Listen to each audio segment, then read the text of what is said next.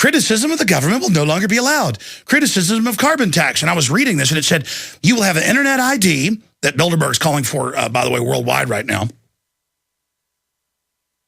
You'll have an internet ID, and if you do any of this, you'll be permanently banned from the internet, which nowadays you can't even basically live without in most business. And if you are trying to go to a rural area, the green police are coming and shutting you down. And there's our article at Infowars.com. But scroll down if people think I'm joking. Click on the first link. It's to the Daily Telegraph. And we'll show you their headline on this. Don't serve carbon lies, ACCC warns. Shops and restaurants could face fines up to $1.1 million if waiters or sales staff wrongly blame the carbon tax for price rises or exaggerate the impact. Oh, see, well, we don't let you lie. There's no court. We just come and the government says you don't blame the fact that they're reportedly going to double the price of beef and lamb because they are putting a 50% tax on the land itself being used if you have sheep on it. That's been on the Australian news. People doing hunger strikes, you name it. They're announcing the fish is going to have a huge tax on it, of at least 50%. Folks, if there's a 50% tax on the landowner, it's going to go right down the line. It's going to be way over 50%. And it all goes into global carbon trading. I mean, this is so evil. Now if you fly to Europe, no matter where you fly from, they put huge taxes on carbon paid to the Rothschilds.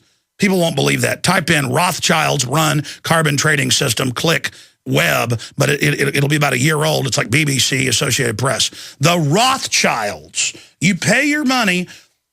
Enron helped set it up to the Rothschilds, the Rockefellers, all the usual suspects. And they're telling them, if you complain, and they admit it is going to increase the price, we're going to fine you 1.1 mil Australian. Praised by Barack Obama as a model for the world, Australia's highly unpopular carbon tax, set to take effect from July 1st, is set to be policed by laws which forbid business owners from criticizing it for causing prices to rise. With thought criminals who do so under threat of being hit with huge fines over $1 million. There you go. Shops and restaurants will face $1.1 million if waiters, this is a quote, or sales staff wrongly blame the carbon tax for price rises or exaggerate the impact. Oh, the government says you don't exaggerate now. I mean, that's Soviet Union. That's it. And I've got more quotes on your calls. We're on the march. The empire. We're here for now, by the grace of God, Monday through Friday from 11 a.m. to 2 p.m. Central Time. Back Sundays, and I'll be live this Sunday on the road going to Bilderberg 2012 to cover it 4 to 6 p.m. Central. Guess I'll be in the Eastern Time Zone, 5 to 7 Central. Couldn't do this without you, the listeners and supporters, and Info Warriors. Couldn't do it without the incredible crew, all of them totally dedicated at Infowars.com. So, draconian attacks on free speech come to Australia, and it's in the Australian papers like, yeah, if you exaggerate the price increases, it's only 50%. And there's quotes, if you say it's increasing prices or exaggerate the increase, we're going to fine you. No judge, no jury. 2 Australian governments have fallen in the last, 5 years, trying to ram this through. And the bankers are like, I don't care, you'll be paid off, ram it through. And I've seen Australian TV shows on YouTube where it's like, we're the green police, the green audit time. We come to your house and we give you fines. I'm not joking. I actually sing like that. It's like, hi, we're here without a warrant to come to your house. Yeah, we're trendy. The president's like, thanks a lot for coming in. This toilet's bad, but it's with an Australian voice. You got to see it. I can't really do a ninny Australia. Hey, mate, how you doing there? So, like, how do you do an Australian accent, but then do it in the trendy voice? All right, it's now time for us to take your property. That's more of a weird Cockney accent. I can't even do it. I just can't do it. I cannot do a simpering Aussie bureaucrat. The voice doesn't really lend itself to that, but they've all got the same little demon eyes. They look real weak and pathetic. It's armies of nobodies who would be outcast, who get in big gangs together and take over. That's government. And they love little uniforms and outfits and festooning hats and running around all importantly. They're like children playing make-believe. It's like when my 4-year-old dresses up as a princess. But she's 4, that's okay. But you're not supposed to as an adult. Australia, you'll always still be scum, though.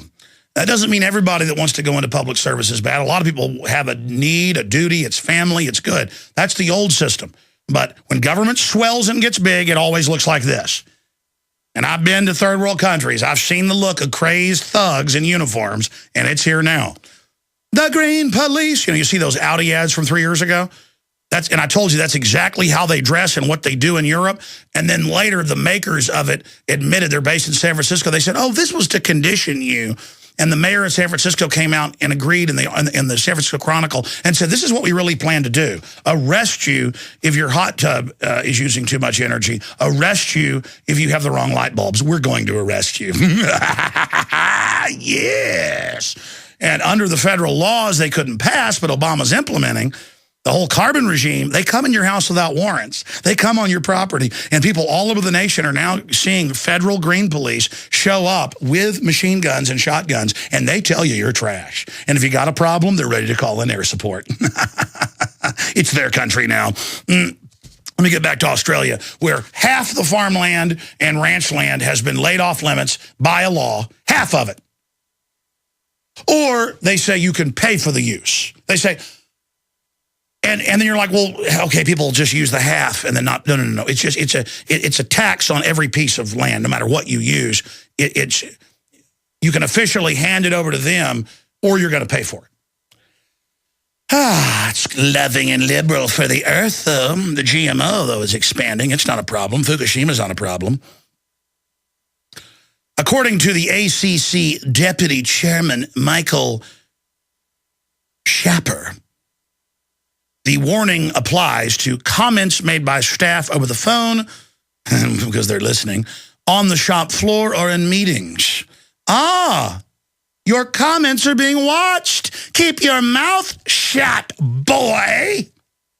It also covers advertising, product labels, websites, invoices, contracts, and contract negotiations. You know, that's why the Federal Reserve, since the 50s, takes your money out of your paycheck for most people, and make the employer spy on you and get all the files, or whoever you do business with. You've got to get paperwork from them and watch them, all those little informants.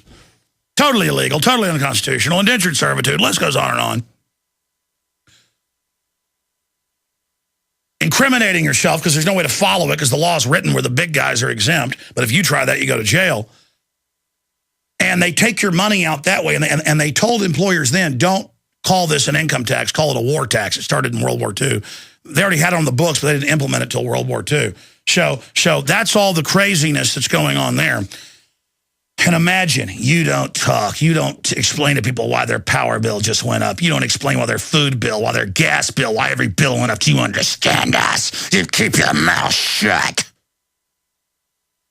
Australians en masse should come out and say no to this. And I tell you, Australians, nice, friendly. They kind of have the old nickname of like being like Texans, real gregarious and friendly, as most frontier people are, till you cross them. But now in the modern age, it's just like, oh, come on, mate, let's just go along with it. And that's just what they do. It's more of an English accent. I need to work on my Australian accent. But that's what no. There's nothing they won't stop doing if you don't say no to these crooks.